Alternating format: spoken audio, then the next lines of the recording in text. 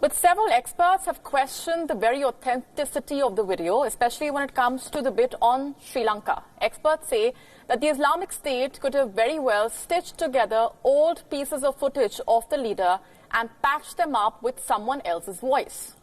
Notably, the bit on Sri Lanka was superimposed by other visuals with no guarantee that the voice in the background is al-Baghdadi's. Remember, Baghdadi is the world's most wanted man. There is no real evidence of him being alive or even dead for that matter. The ISIS leader has a bounty of $25 million on his head. There have been several claims of Baghdadi's deaths in the last few years. Taking a look at some of them, in July 2017, the ISIS group declared and claimed that its supreme leader had died.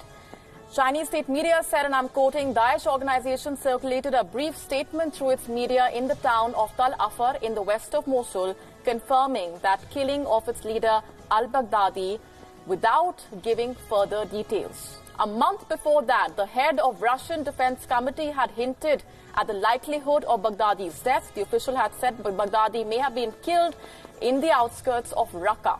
In April 2017, there were reports that Baghdadi may have been killed by American forces. In January that year, there were reports that the ISIS leader was killed in bombings in Syria. In June 2016, a report claimed that someone from Baghdadi's inner circle had killed him. In March 2015, al-Baghdadi was thought to have been grievously injured in a coalition airstrike. There were also reports that ISIS was considering to replace al-Baghdadi. Our West Asia Bureau Chief Daniel Pagani has been tracking the very latest. It's a curious case of a man who's believed to have died, many deaths. The latest video, why release it now, is the immediate question that arises here, Daniel.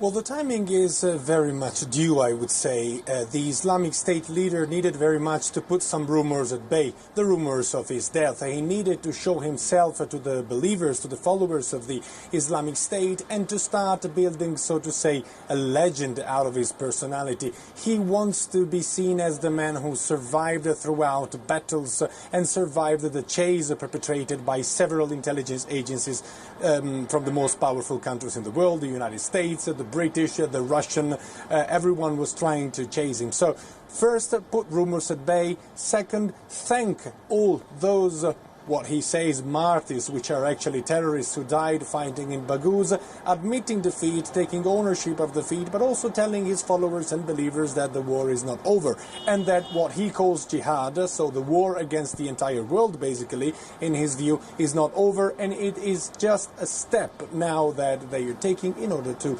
continue going global. He named Mali and Burkina Faso, as we said in our report, in order to let the people understand that the Islamic State is not over. It might have been militarily defeated.